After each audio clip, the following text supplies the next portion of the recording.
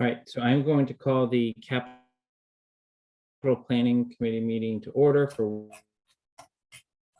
Wednesday, October 12th, 2022. It is 7:33 p.m. And we'll go to our first order of business, which is approval of meeting minutes from September 12th of 2022. Are there any comments for Joe, who I believe drafted these minutes?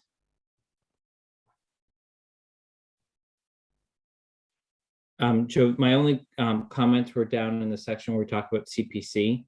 I just think somewhere in there we need to say it was at the request of the treasurer, Brian Ballantyne, that we have the conversation. Okay, do you know where exactly that is, or? Let me pull them back up.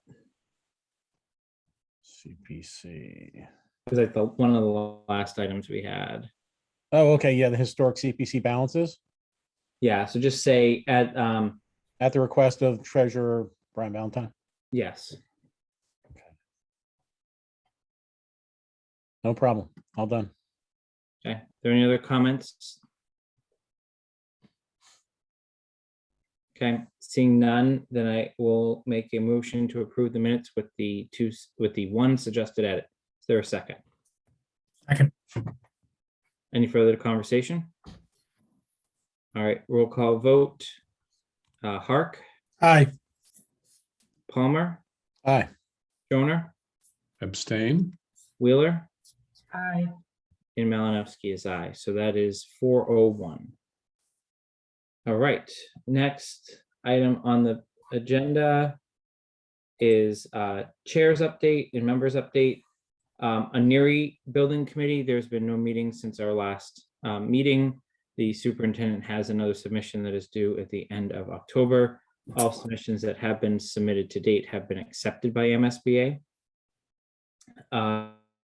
Next is Shop C South Union Subcommittee. Joe? Still working on the report. Our last meeting didn't happen. We have rescheduled for next week. Jason, you keep going in and out in case you don't realize.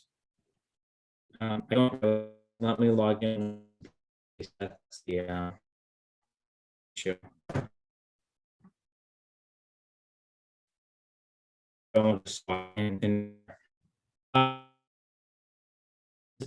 issue. Town is close to awarding a contract. I don't know, Mark. So is it just my audio that's really bad, or can anyone else, No. everyone else? No, No, I audio's think his not video's good. frozen too. I'm having a hard time hearing just Jason. Yeah. Oh, there he goes. Yeah. He was looking remarkably poised. Must be the wiring in that new house. Mm. Save that comment for when he comes back on, Mark. I'm happy to share.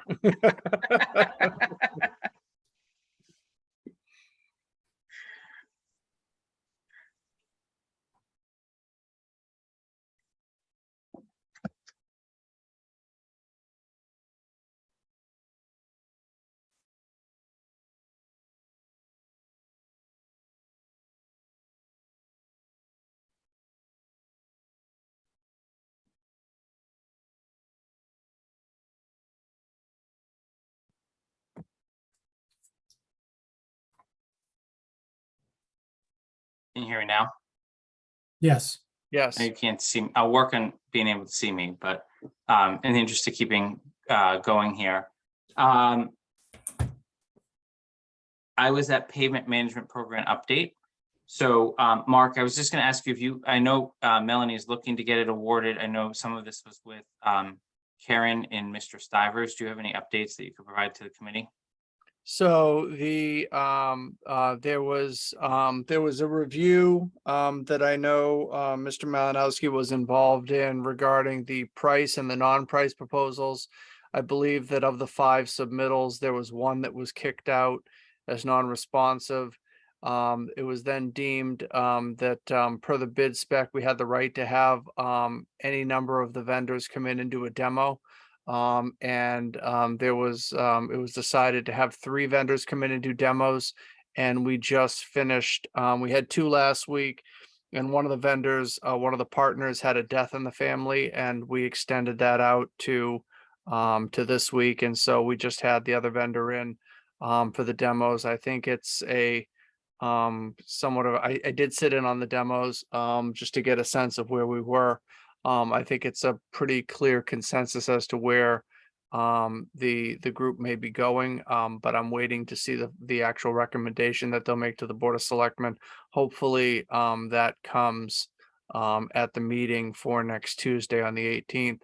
Also, in case the committee wasn't aware, we did apply for and receive a best practices community compact grant from the state, which is going to fund the pavement management program. So this isn't gonna, there's no tax dollars, there's no other town funds that'll be used for this, at least for the first year for the implementation to get it up and running.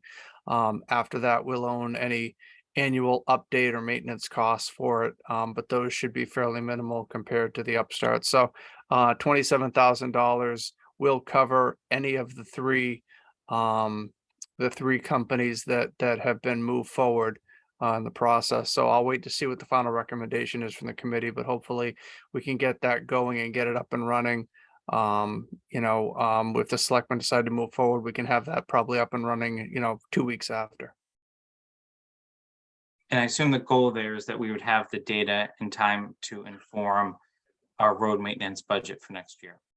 So, yes, there are a couple of different ways for the data collection. There's the boots on the ground, but I think that the method that seemed more prevalent is using AI and doing, driving the roads and everything and collecting the data. It's really kind of fascinating. You learn a little about a lot and learning how this work is done. So the data collection probably could be done in a matter of a day or two, 3 days maybe at the most, to collect everything. And then if they need to go back and redo any pieces, they could do that fairly quickly. So yes, the hope is that we're going to be able to have something that we can use to inform decisions for next town meeting. Okay, any questions for Mark? All right, Mark, and while we have you, do you have any update on the road maintenance contract and when that's going out and what the status of that is?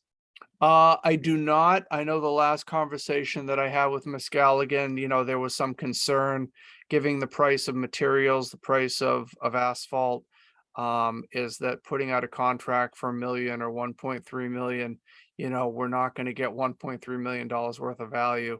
I do know that was in the final process of getting that out.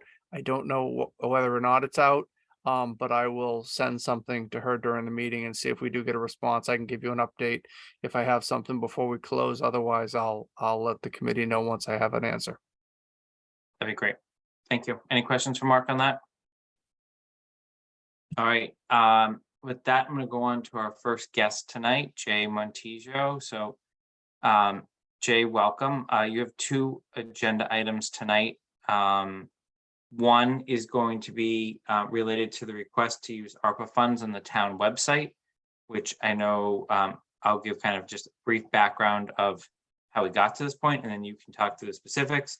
And then the second is, I know in response to our I'll call it capital call over the last couple months, you've pushed a few items out, so I just wanted you to speak to some of that so that we don't have to invite you back to another meeting in the short order, and can get through 2 items tonight. So I've given you co-host privileges, Jay. I know you have a presentation you wanted to share, but maybe just so everyone knows how this got on the agenda.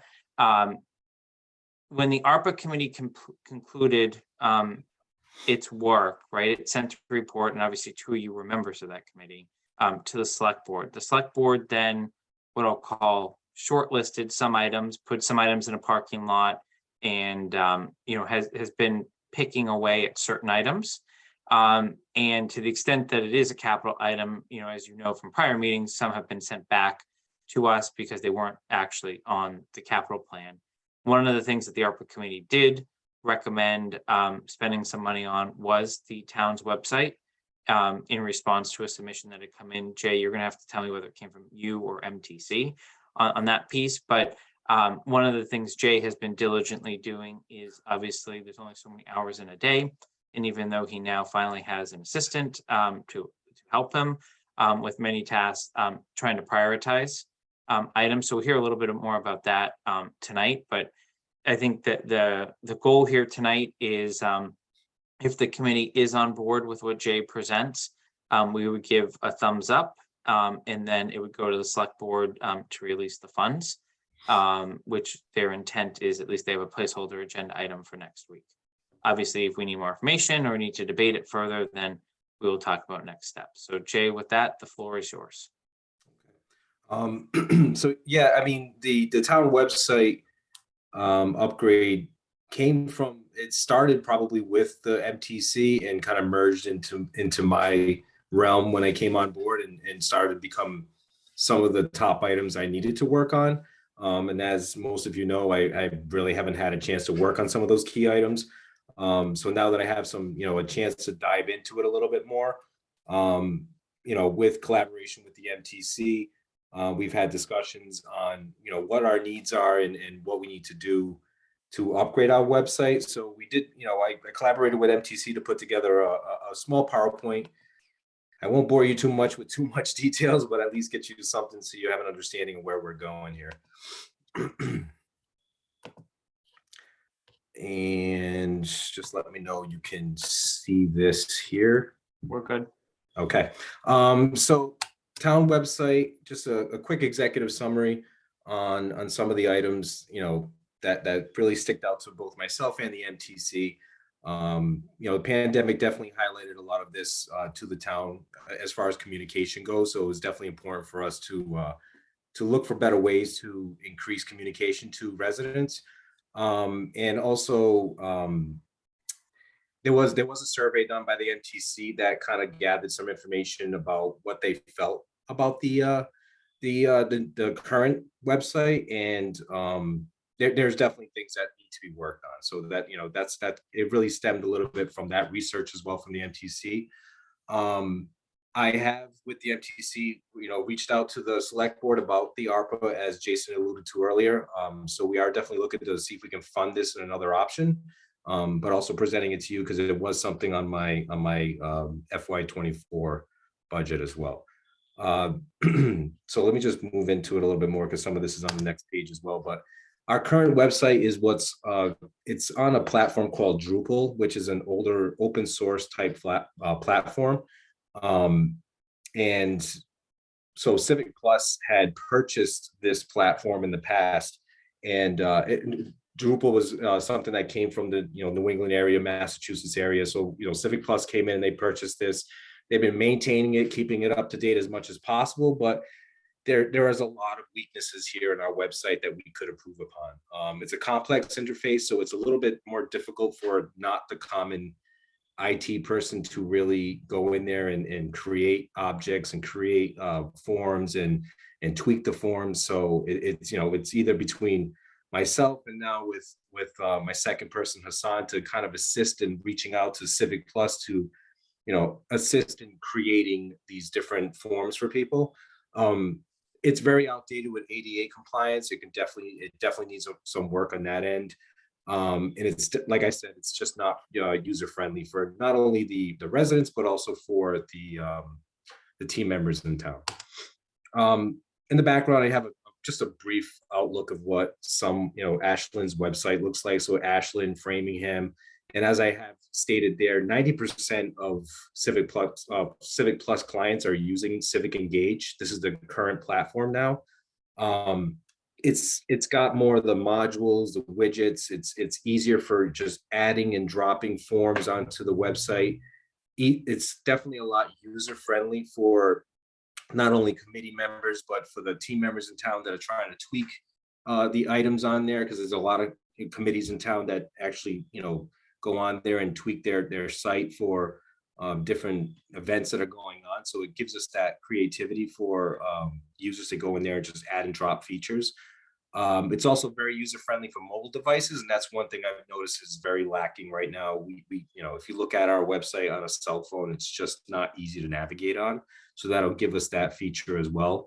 But on top of it, ADA compliance has been really big right now with our website. So this is gonna, it's very ADA compliant. It's got the WCAG 2.0 A and AA guidelines. So they really enhance a lot of those features in the website. And I've reached out to other communities and have heard a lot of good feedback on this as well. This is just an outlook of what the project start would look like. This is coming from Civic Plus, but also with collaboration with the MTC. They have reached out to a user experience individual in town who will contribute to just looking into doing a 4 to 6 week review and seeing what the scope and also what residents are looking for, what management is looking for on the website. They are doing this pro bono, so that they're also looking to establish themselves. They're just coming out of college, so it gives us a little bit of an ability to gather that information on a free basis, and also get a better understanding of what managers are looking for when it comes to our website and residents as well. So again, it's just showing here, it's the initiation is just a project kicked off, planning the schedule, analyzing what we need, design and configuration, optimizing what the website is going to look like, and then also there's training and education on here, which is key for all of our team members, so that they have an opportunity to understand what they're looking at when they're adding different stuff to their web pages, and they have that ability to tweak it, add stuff all the time, and not have to constantly go to IT to reach out and get those things done. So it also makes it easier for IT to get that stuff done. This project can take up to like 6 months to get completed. And again, that's just because there's a lot of research that we need to do. And not only that, just the pre-research we need to get done with the MTC to better understand what we need, what our needs are, and why we need to get these changes done. This is a quick overview of what the cost will be. And this list is a little, this price could change. It could go down, it could go up. It all depends on what we talk with them about. But also, if you see on the right-hand side, the MTC added in there a little bit of information about additional data in case we need a little bit more money for data migration. If there's more pages that we need to migrate over that we're not aware of, that we might find out about during the discovery phase, just a little bit of a buffer zone for us in case we do need to pay a little bit more for anything that comes up. The annual recurring fee is $7,046. In that fee, there's also a small portion of that fee goes to an upgrade of the website every 3 years. So every 3 years, we can go back in there and do a total refresher. It includes it in that price. So it's better for us in 3 years. Do we think that we're going to change things? Do we think we need to tweak something? Is it not working for us? Is it working for us? What can work better? It gives us that ability to, just go ahead and start redesigning the website after every 3 years. I think it's 3 or 4, it might be 4 years, but at least gives us that ability to do that in the next 3 to 4 years in case things change. Again, not too many slides, but any questions that you have on what we just seen? Jay, can I just ask you to keep this slide up because it may come back to our motion, and we can pull it down if we need to see anything else. But Okay. Joe, I see your hand up, so I'll go to you first. Are we currently paying any fee? Yes, we are currently paying a annual fee for the website. I don't have the exact pricing in front of me. I would have to get it for you, but I can provide that for you via email if you like, Joe. I just can't remember off the top of my head. Yeah, no, do you have any idea, just ballpark it? I believe it was about close to $4,000 annually. Okay, so we're up by about 3,000, but then you get the option. The redesign every 3 to 4 years, does that mean they give us help to do that, or we have access to do that? No, they assist us in doing that upgrade as well. It's part of the redesign fee in there. So that we would reach out to their redesign team and say, hey, this is what we're looking to upgrade. This is what we're looking to change. And they give us those opportunities after that 3 to 4 years is up. Okay, as opposed to the plan, as opposed to the plan that we're in now, where we're maintaining the full cost of the Exactly, upgrade. exactly. Yep, yep. And does this come with any additional security upgrades that are notable? I mean, besides we would have at least SSO, single sign-on options for any of the users to log on to it. HTTPS is the typical encrypted website that you would get in most web pages that you go to today. If you don't have an HTTPS site, it's very odd. You know, that is a secure website for everybody right now. So we would get that as well, as far as, you know, credentials to log on would be, you know, at least some type, in the sense of like a duo two-factor authentication for us to log in for users. And sort of retreading back to where I was, in terms of doing upgrades to the website on the go, do they assist us with that as well? I'm sorry, say that again? Well, I mean, nothing's ever perfect, right? So we Yeah. we put in the money, we develop a new website. Yeah. And then next year we realize we really should have done several different things. Do we have to wait till year 4 to do, you know, some more minor upgrades, or? Well, Is that- I mean, I would say, according even to when I was talking to the rep, if there are changes that are happening within that initial phase, they're always going to reach out to us and keep that open, in a sense of like, okay, did you like this? Is this working for you? Do we need to change something else? So they keep that dialogue open with us throughout the project year. And then, you know, that was coming right from the rep, and also one of the head techs there for implementation. But on top of it, there are we're not just throwing this out there, right? So they're actually going to give us the website, let us test it with individuals internally, externally, get feedback, see where we need to make tweaks and changes, and always, you know, it's going to be a very dynamic. It's never going to just be that's it. You know what I mean? And is my understanding that the fee also covers some training for town personnel? Correct. Yep, that fee does include the training. Okay, Yep. thank you. Go to Karen next. Yeah, Jay, my question was, part of it you answered with Joe, which was the current cost of the annual maintenance fee versus the new cost of $7,000. So it sounds like it's maybe $3,000 more per year. And I know we're the capital planning committee, but presumably that additional $3,000 is manageable in your operating budget? Yeah, currently it would be. Again, I would have to obviously budget a little bit more for FY24 to make sure I have that buffer zone in there. But yeah, it's not going to blow it away in a sense. There's other items that probably blow it away a little bit more than that. Yeah. Okay. Thank you. Yep. Jeff, I saw your hand up. Was your question answered? All set. Thank you. So, Jay, I had the same question about what your current fee was. So it sounds like we're all on the same page there. Can you just go back to your budgetary slide? Oh, Sorry.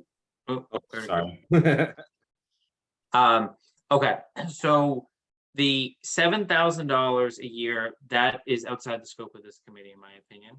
I think that's an operational item that you will go through the normal budgetary process with, you know, the other committees that do annual budgeting. I think the request here tonight, just to make sure we're all on the same page, and Mark, I'd appreciate a head nod on this, if you agree with it, is really this investment of $39,238.99, plus the miscellaneous of $2,000, plus the additional data migration of $5,000. It's a one-time capital IT project. Does everyone agree with that? Okay. Does anyone have any further questions or comments for Jay before we vote on this? Go ahead, Jeff. Just really quickly, the migration, is that something that we can do in-house, or is that something that's beyond our set of capabilities? Yeah, I would. I will be honest. I am not a website developer in any way or form. So, and on top of it, this is data literally being shifted internally from Civic Plus Drupal platform to Civic Plus Engage platform. So they're easily have the tools to migrate that information over. That I would be lying if I told you I can do this tomorrow. Fair enough. Thank you. Yeah. Go ahead, Tony. Yes, so would you mind just going back to the executive summary slide first? Like that first slide you had one more Yeah, time? of course. Yeah.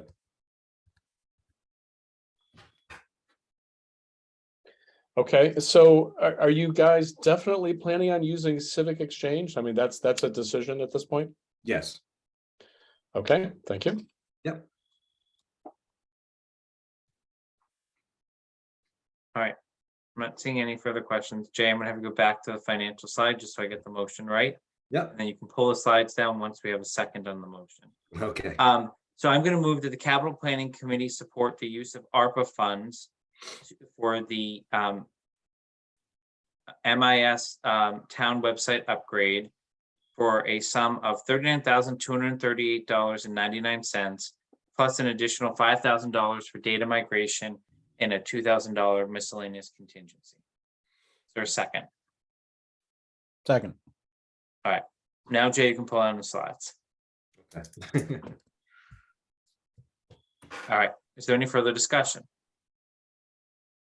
All right, let's do a roll call vote. Hark, Aye. Palmer, Aye. Shoner, Aye. Wheeler, Aye. and Malinowski is aye. So Jay, you've got your support. We will get a memo to the select board, and good luck with the project. Thank you so much. I really appreciate it. Anytime. Have a good night. Thanks, you too. Oh, hang on. Oh, on. Okay, I was sure. You kind of let me off there for a minute. I thought it I was almost okay. did. So next agenda item is just so we don't have to have you come back. Yeah. I have the next agenda item is the review of the 10-year capital plan and Yep. updates to the prior year capital plan. So Mhm. just to kind of rehash where we were with Jay last year, there was a item for this year. There are two items for this year: town Wi-Fi update and townhouse wiring update. Jay has informed me that he does not plan to pursue those for the 2023 town meeting. I do believe, Jay, correct me if I'm wrong, ARPA funding was recommended though for the Wi-Fi piece, so we may be hearing from you when you're ready Yep. to bring that project forward. But really, for purposes of capital's review for 2023 for town meeting in terms of general fund appropriations or any other funding source that requires town meeting, you're expecting we're not going to hear from you again absent some sort of catastrophic emergency. Yeah, no, should be. As of right now, I don't have anything that I'm planning to do that's that major besides the Wi-Fi project, if anything. Okay. Does anyone have any questions for Jay on that? All right. Now good luck with your project and enjoy the rest of your evening. All right, have a good night. Go. Bye-bye. We will go on to Southborough Recreation next. So next item on our agenda, while I bring Tim over, is Recreation's request to use the revolving account to fund the van that's been on the capital plan here for a while. I do want to just acknowledge that Tim has uploaded a capital form and it did make it late into our meeting folder. I think came in yesterday. And I did include the email that Tim submitted that kind of got this on the agenda. And also will caveat, even though there is a PO in our meeting packet, it's a fully revocable PO, as it was explained to me, if this does not get the support of capital. But the reason for doing the PO then was to secure the supply and the pricing if the town was to move forward with it. So I just wanted to get that out there up front. With that, Tim, I'll give you the floor to see if there's anything you want to expand upon before I open it to the committee for questions. Yeah, you covered some of the main points. Just to refresh that this has been on our capital plan and on our agenda to get done for quite some time now, a couple of years. The opportunity to come about based on the Colonial Ford Municipal Group. So this van is being purchased off the state bid list. Hence the price is much lower than what we would think right now. So we're happy to see that. And then, as Jason mentioned, it is reserved right now. Delivery is 3 to 5 months out, which is encouraging to hear, as it was about a year, a couple months ago. But this is just to add to our personal fleet within the rec department, to legitimately double our capacity for offsite programs, after school programs, community programs, weekend programs, and it would be put to use right away. So we're just looking to get approval for the revolving fund to move forward on this one.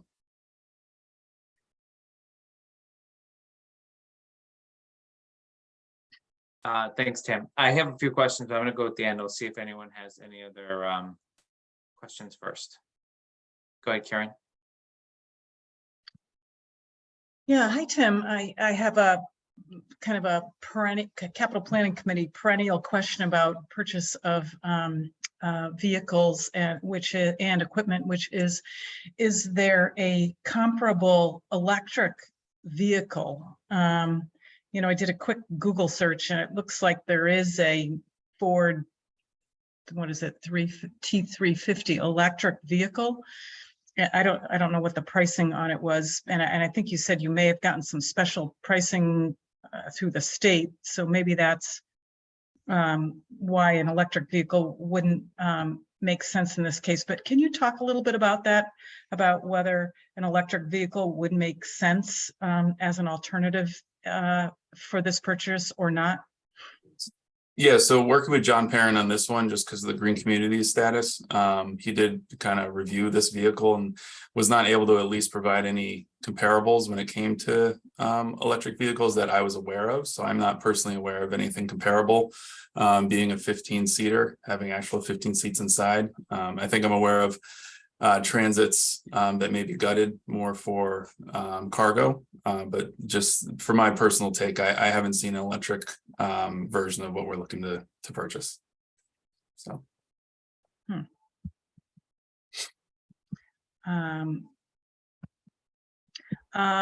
Well,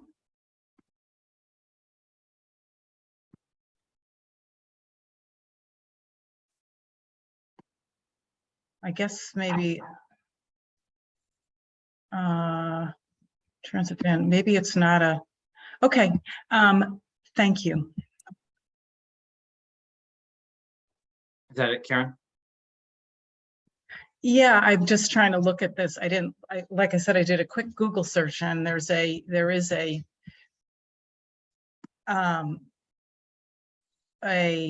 it looks like the same thing, except in it's a passenger van. It's a Ford. You know, I'm not an expert on vans and trucks, but it looks like a comparable vehicle. And I guess I would just hope that the town is looking at comparable electric vehicles that would serve the same purpose and at least make a lifetime cost comparison.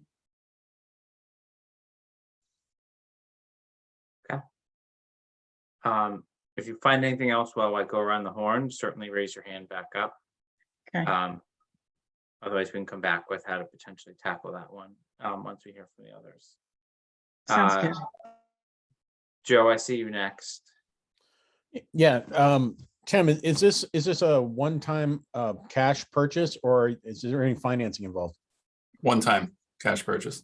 Would there be any advantage to leasing it out over the sort of lease buy program using municipal bond or some other form? I have not explored that, Mark. I don't know if you have, or Brian, if you have any or advice on advantage there. That's not something that I've. Well, it'd be more to manage recreation cash flow. If it'd be advantageous to keep your free cash flow by spreading out the purchase, if given interest rates have gone up a little bit, but municipal always gets cheaper. So we can probably get some cheaper rates through different avenues. But the question is whether that would be better for recreation is really where I'm going with that. Mm-hmm. That's all. Okay. Brian or Mark, do you have any strong opinions on that?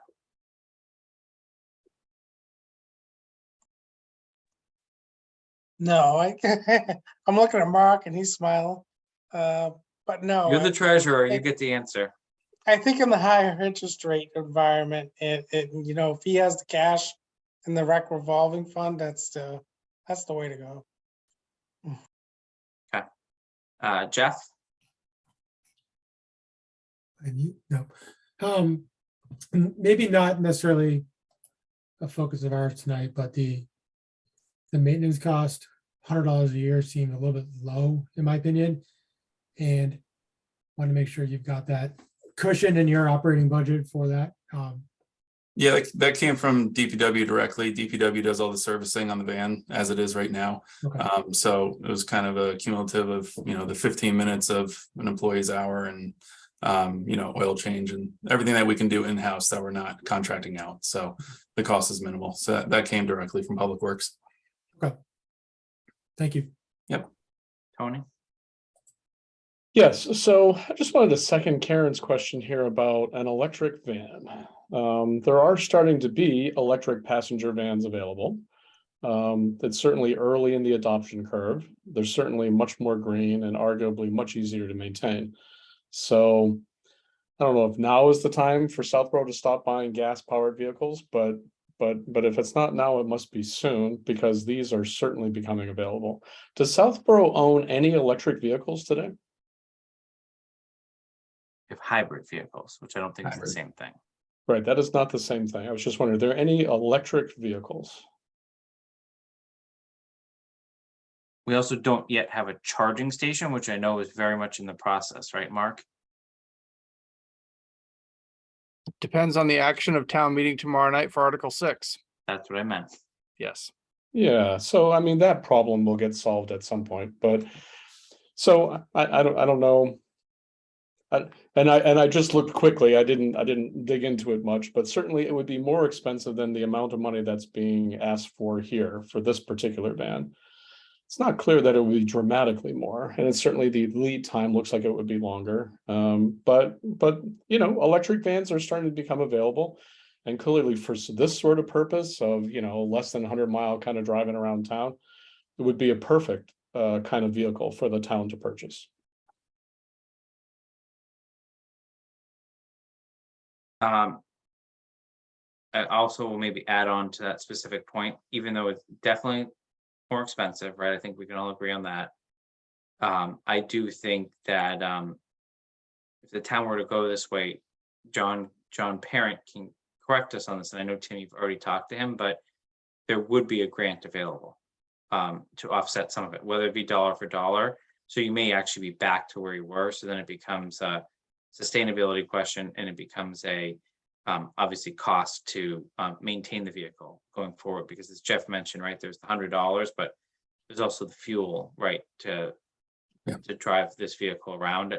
Tim, how does that work? Do you have like a gas charge card that Karen then inter-department bills back to your revolving fund? Yeah, we have our own account within DPW that it charges to. Yep. Okay. So I have a few questions just to add on, then we can see where we're at as a committee. The first one is from Mark. Go ahead, Mark. No, I had just one thing to say back to the point you just made. I think back to Tony's point was that, as a green community and, John Parent has been very good at applying for green communities grants every year. To the point that now we've gotten so many $250,000 awards that we're now back down to, I think $150,000 awards because you can only get so many of those. One of the things we do with the vehicles and with the hybrid police vehicles that we're getting is we do have green communities pay the difference.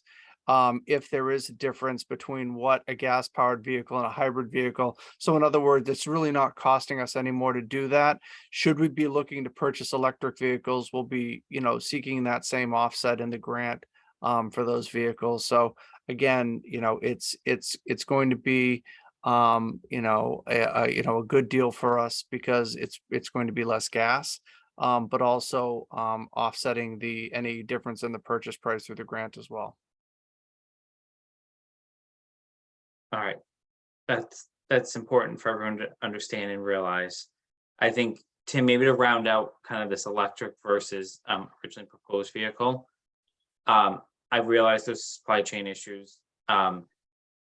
What is like kind of your need to have delivery date, right? Like where does this become like not a valuable asset to, like, I just don't know the seasonality of how you're using the van. Like that's what I'm just trying to figure out. Like if we get the cost neutral, right? Then I think it becomes supply chain, right? Is electric take longer? Where's kind of your break even there on like when you need to have it to run the programs you're looking to run with this extra van? I mean, and I'm not just saying this, we use it every season. We would need it every season. Between the sports groups that when we, transport our team offsite to away meets, to early release day trips, and just after school wrap programs, it's year round. Same in the summer. So it's really, we feel the need now, and it's just not going to end. So it's kind of a year round need. Okay. All right.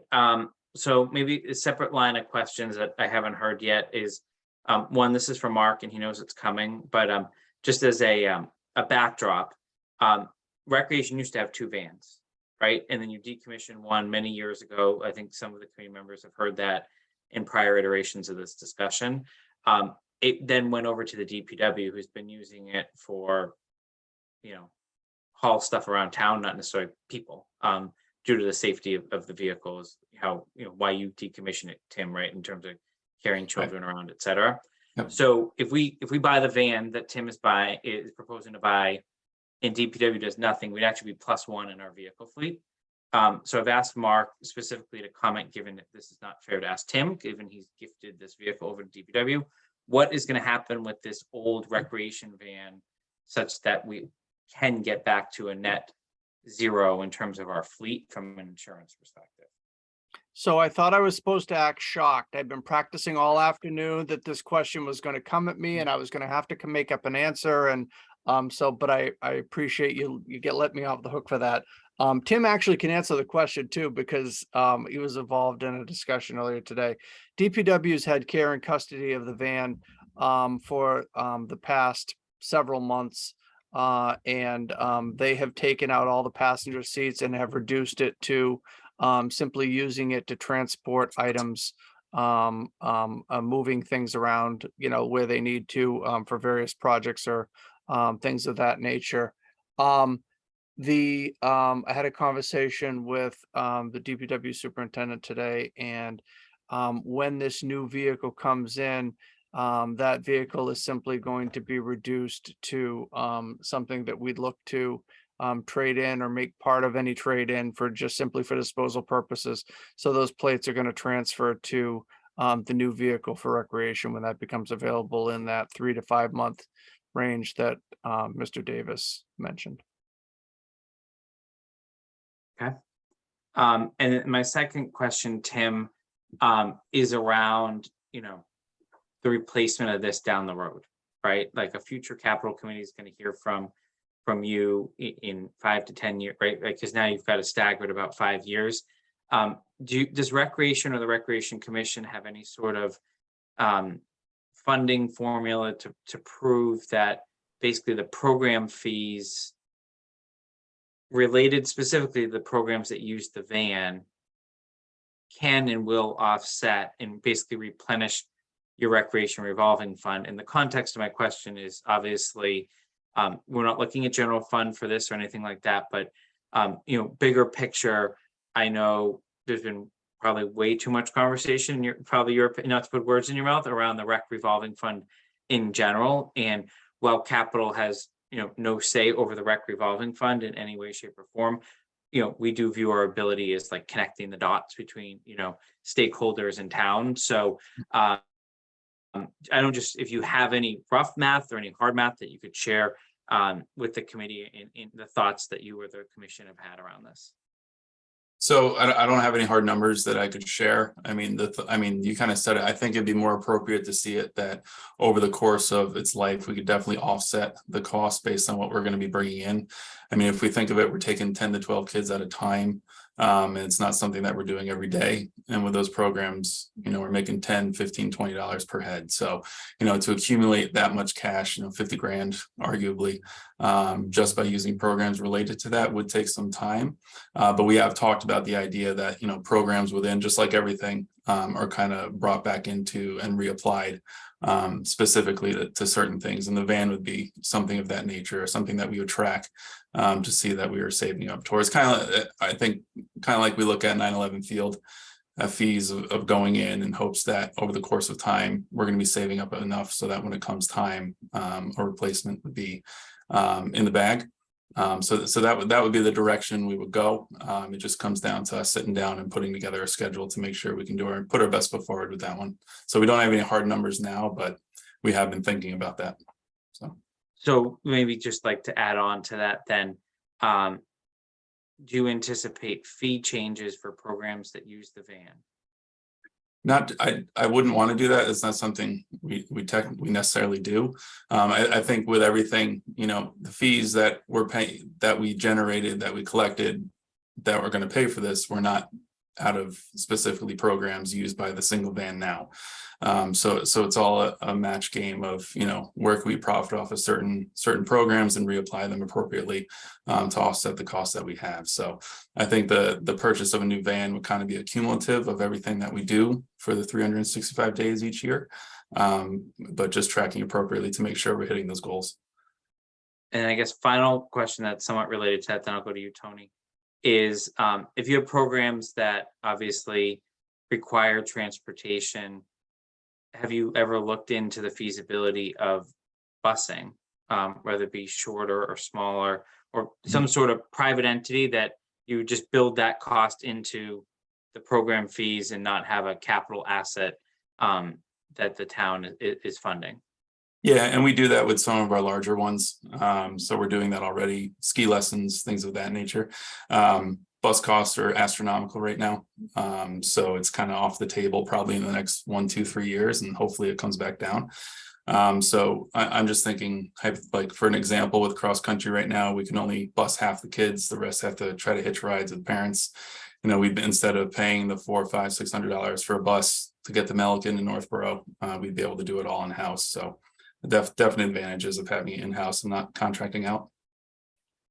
So you're running those programs at a loss now, like in that instance, the Melican instance, or? No, because we're not renting buses. So, we're using the one van that we have for, it's kind of first come, first serve is how we treat them. And then You're going to double enrollment then, is what you're saying? Right, because our enrollment exceeds the capacity of the van right now, because we have to in order to field what we need to. And it's just an understanding upon registration. That's where we're at. Got it. Okay. Tony, sorry to make you wait. No problem. So I guess a two-part question. So how soon does this particular PO need to be committed to by the town? So I guess that's the first part of my question. And then related is, do we have time to take a week or two and see if there's an electric alternative? So the PO is active. We needed it to reserve the van. And it was made clear by the dealer that we can back out with zero penalty at any point if we need to. So the PO is there just to hold our place so that we could order it. There was a very tight window where we had to get it in. So that's why we provided it under those understanding.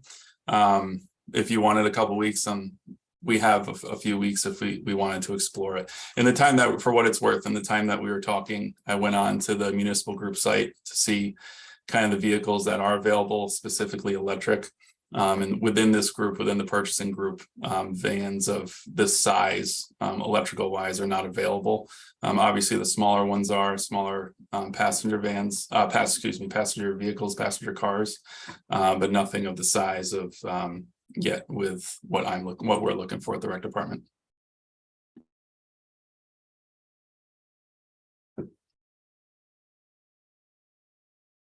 Okay. Are there any other questions? All right, so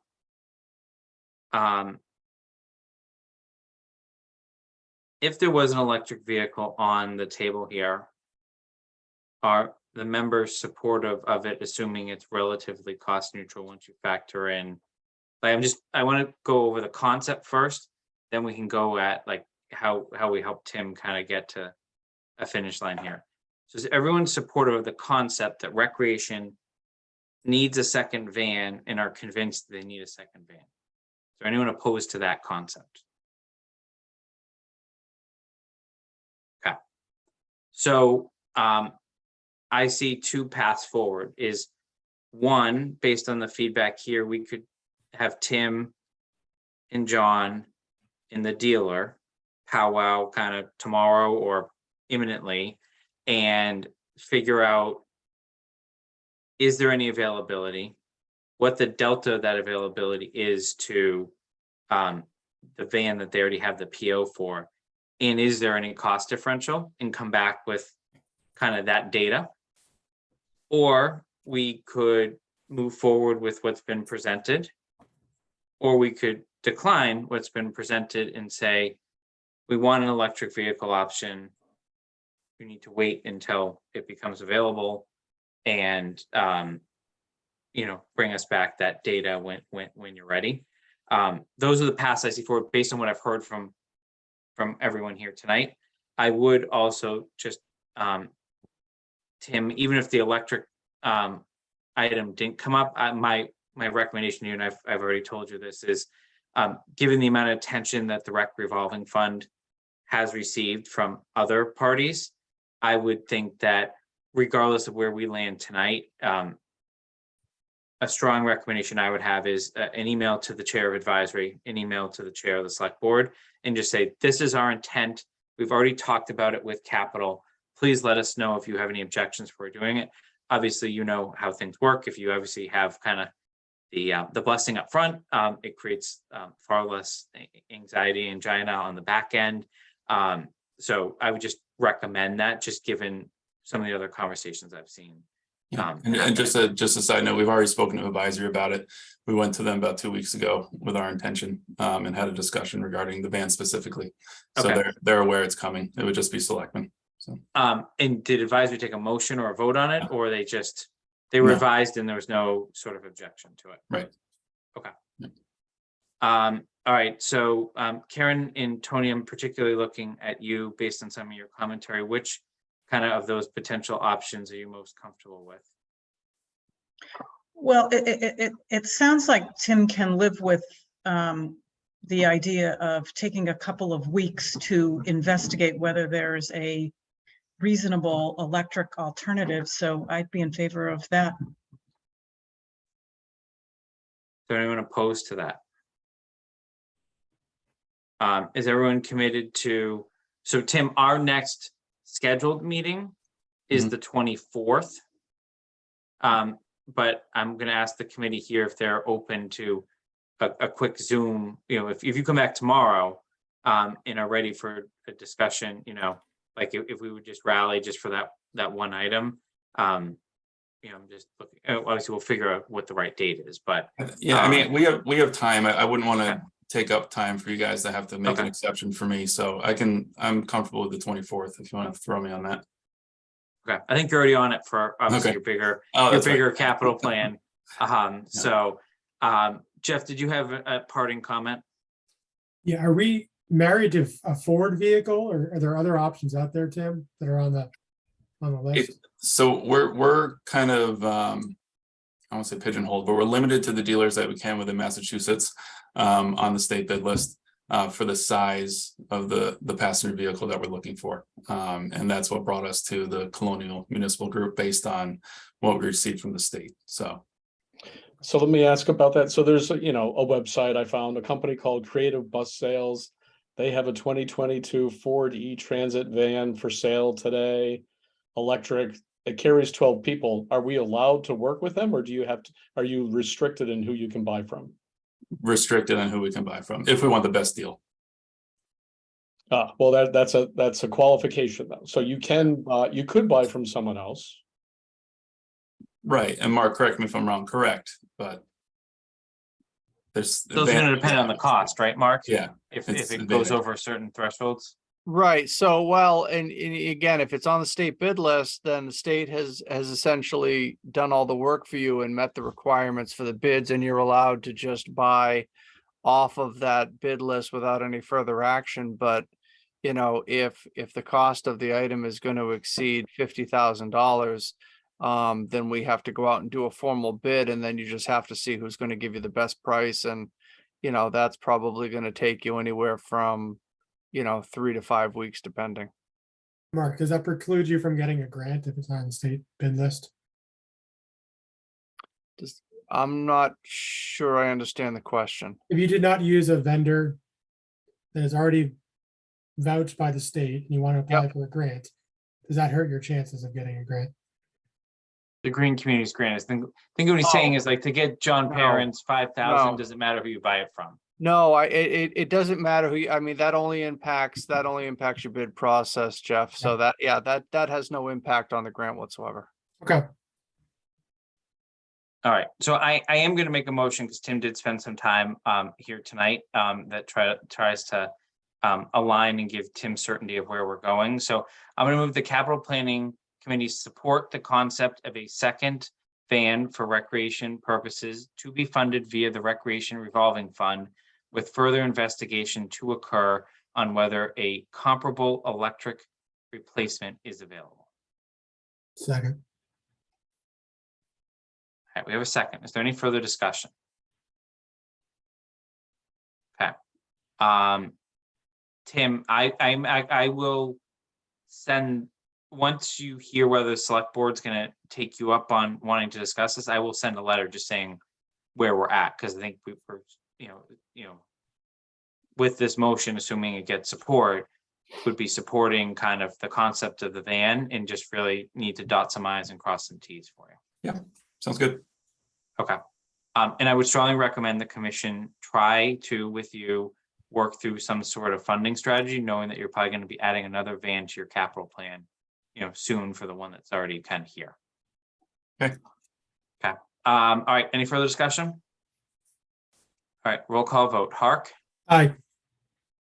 Palmer, Aye. Shoner, Aye. Wheeler, Aye. and Malinowski is aye. All right. That's unanimous. Tim, thanks for the time.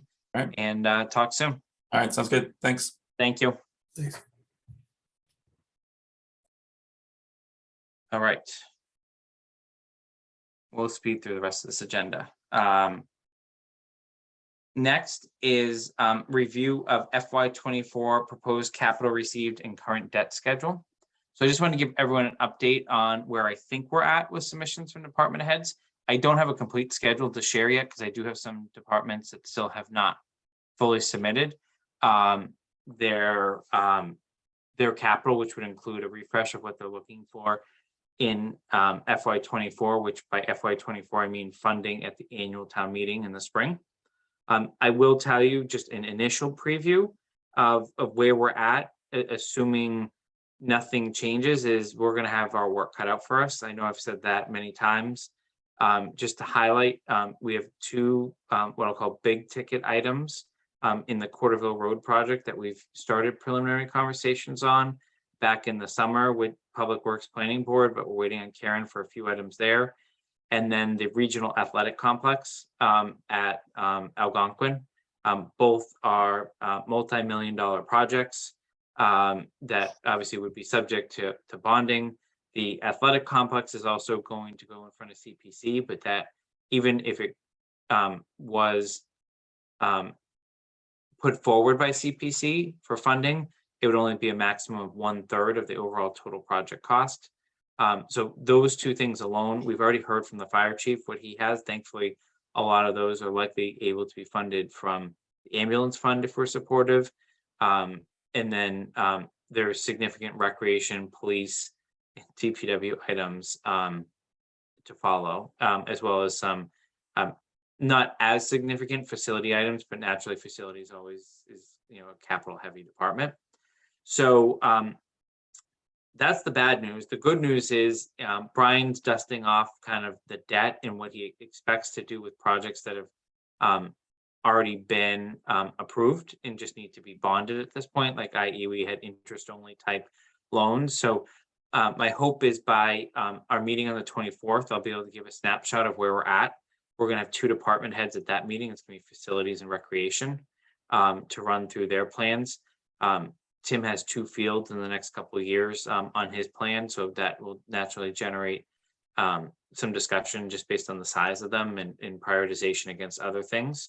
And none of this takes into account what, if anything, we're doing with Neary School, which is obviously the largest ticket item that will be forthcoming. So that's where we're at. But we are going to start to need to make some tough decisions, I think, before the holiday season to help inform the budget process. Just order of magnitude, if we were to follow exactly what's been submitted to date, plus take prior year for those departments that haven't submitted, we're looking at about $3.5 million of capital requests this year to be funded by the general fund if you don't bond. That's actual funding this year. On average, we've been appropriating about $1 million the last couple of years. And while you can certainly bond some of those things, like there's naturally things that you'd have to pull out or reallocate to other funding sources. So we're nowhere close, is it, I think, the punchline here, as we move forward. So that's the bleak outlook. The good outlook is our debt is significantly decreasing. Even when you factor out some of the school debt that's retiring that had kind of a revenue offset, we have a lot of projects that were done about 5 years ago, recreation and golf being the main ones are kind of dropping off this year. Also 9/11, Brian, keep me honest on this one, I believe is dropping off as well, yet is a revenue source. So that's going to go from being an expense to revenue for the next 10-ish years. There is some good factors in here that we may be able to take on some debt, but obviously we need to be careful, and we know that debt's going to cost naturally more than it did 12 months ago. Any questions on where we're at on that? Okay. And then review of capital project status was the next agenda item. I just wanted to give a quick update. My understanding is, Mark, the townhouse has still not gone up to bid. Do you have a date on when that's going to go out to bid? I do not. I can talk to John Parent, get an update from him. I think the similar concern that I shared with regards to the road project is that, you know, given the cost of things and everything, and that the pricing is going to be a little bit exorbitant. We're hoping that might be a little bit better in the spring. I'm not sure if that means that we're going to wait until the spring, or, you know, we're going to try and take a swing this fall and see if you know, we can do better than we expect. Okay. And then my other major capital project status update is on Corderville Hall. So as everyone remembers, that's been on the capital plan since day one. There's been extensive conversation with our committee. ARPA committee allocated funds to that. Select board agreed with it. They went out to bid. The bids naturally are much higher than any funding allocation that was previously discussed, is my understanding. So the select board are going to take action on those bids tomorrow night, is my understanding, Mark, on whether to accept or reject them. I think the recommendation has been made to reject them, but obviously they need to make a decision on that. So that was one item, just to kind of pull it all together, that was on the capital plan for next year. We kind of thought it would come off given this ARPA funding. It still may come off, right, if we go back out to bid, or the select board chooses to just close the gap on any bid with ARPA funding. But it's just something we're going to need to, unfortunately, it's not something we're going to be able to check off our list quite yet, it sounds like. Go ahead, Mark. 2 issues. One, I think that given the cost of the bids, what we're seeing, you know, we are trying to see where we would fall on Assabet's schedule, and if Assabet can come in and do some of this so that we're not paying for the labor, we're only paying for the materials. And I understand some pieces of the project, such as the concrete work, some electrical, things like that, we're going to have to do. Assabet isn't going to be able to, but they can do a large portion of it and reduce the cost for us. The second piece, and we need to be careful, is that with the bids that were received, they're bumping up against the ceiling of the 30% of the assessed value of the building. And if you, over a cumulative 3-year period, expend more than 30% of the assessed value of the building in improvements, you are now subject to make the entire building ADA accessible. That is an old building. It's an old residential building. I honestly don't know how good the bones are. I do know that we have some offices up on the second floor that are not public offices. So people, if people do need to meet with, the facilities director, for example, they'll come downstairs and they'll be able to have space down there. But, we could be talking an elevator. We could be talking a lot of accommodations for that building that I don't think we're in any position to make those decisions at this point. So that is one of the things we're playing with here. And I know that Mr. Parent is very cognizant of that fact and trying to make sure that we can get those costs down so that we don't bring that issue into play, because I don't think we want to put the town in that position. Thank you. Both very good points. Mark or Brian, any other capital projects you think are worth mentioning at this point?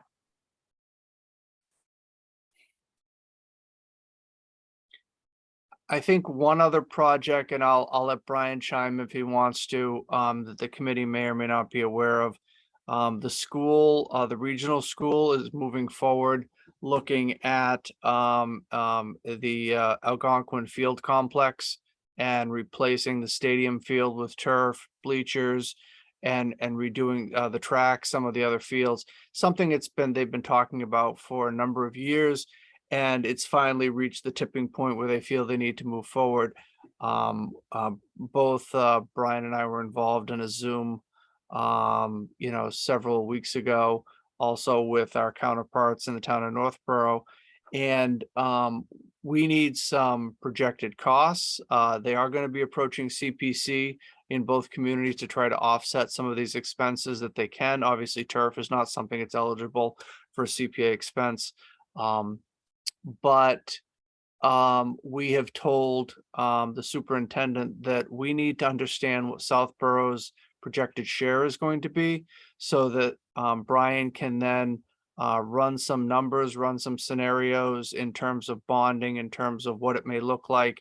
And then I think we need to sit down with this committee, or at least the chair of this committee, and try to at least get a draft idea of how this is going to fit into the capital plan, because the committee's done a really nice job of making sure we don't have a lot of peaks and valleys in our funding, and we've tried to level things out. So how do we fit something like that into the plan without causing huge disruption? That's the only big item that I'm aware of that's on the horizon that I think, the committee is going to have discussions about at some point. I don't know if Brian's thinking about anything else that I'm missing. No, I'll just add on that and add an editorial comment of, in the next year or two, I really think this committee needs to get behind a capital stabilization plan. I think we're way behind in that. Other communities do it. It's a worthwhile option, and we have a lot of free cash this year. We have, the ARPA money, and I'm a little disappointed that hasn't been a bigger, goal of everything. But I think if this committee can get behind it and start moving that forward, it would be really good. So that's just my policy statement. So I'll add one piece to that. I think, I'll agree with Brian in that, the use of a stabilization fund. We have a stabilization fund we don't use, in the 10 years I've been here, and in the years, before that, not much has been added to that. 10 years, we've added $80,000, to the fund. The good news is we haven't used any of the money, and we haven't used it to help offset anything. Because I do think that potentially could have a negative effect on our bond rating for our reserves. but there was interest last year in trying to take some free cash and shifting it into stabilization so that we can really start using it as a savings account and trying to take money out and help balance some of those years that are a little bit more difficult for larger capital purchases for one-time items. But we, last year, because of COVID, we had that large valuation shift between residential and commercial. And I think that there was a need for us to use the money rather than put it away. We may have that same discussion again this year, given that values lag a year or so. So we may be having that same discussion. So I agree with Brian that a discussion on how to utilize and make a stabilization fund part of our capital strategy is important. I don't know whether we should be talking about creating a separate capital stabilization fund when we're really not even using the one that we have correctly. So, pick. Sounds like pick a future agenda item. Pick your because I don't poison. wanna discuss it. I agree. You could put stabilization on there and you could put capital in parentheses and, we could decide whether, there needs to be that specificity of the fund, but I agree. Stabilization, talk about making it part of our strategy moving forward should be a future agenda item. Noted. There's no public here to have public comment with. So meeting schedule, our next meeting will be on the 24th. It doesn't sound like Tim's gonna need us before then. As I noted earlier, that will be facilities followed by recreation. And then my goal is I already have the police chief confirmed for November. I'm thinking, what dates did I give him just to make sure it works for this group?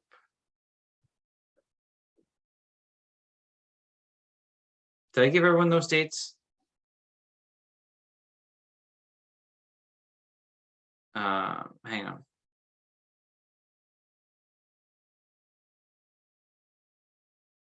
on. I'm looking at November 14th as our November meeting.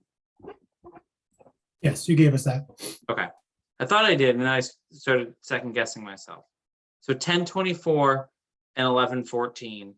And then I think after 11/14, we've heard, because I'm gonna have Karen come to that one too, if she can. We would have heard from all department heads. Then we can have those tough conversations between kind of Thanksgiving and the Christmas holiday to try to iron out where we're at so that once we hit the new year, we can be making presentations to advisory and select board. My other to pile on to the athletic complex, in conversations with the superintendent, as well as I've also had a preliminary conversation with the advisory chair to save Greg and his team time. We're going to do that meeting jointly because if you think about it, he has to go do the same presentation ×2 to each town, right? So he's got to go to CPC, capital, and finance / advisory in both towns plus select board. So obviously they already have a lot of meetings. So we're going to try to collaborate on some of that stuff to keep things moving along, but also give them the appropriate airtime given the size of the expense. So that's kind of our plan. Any questions on that? Okay. Any other business? All right, I'll move that we adjourn. Is there a second? Second. Second. All right, roll call vote. Hark, Aye. Shoner, Aye. Palmer, Aye. Wheeler, Aye. and Malinowski's aye. Have a good night. Good night, everybody. You too.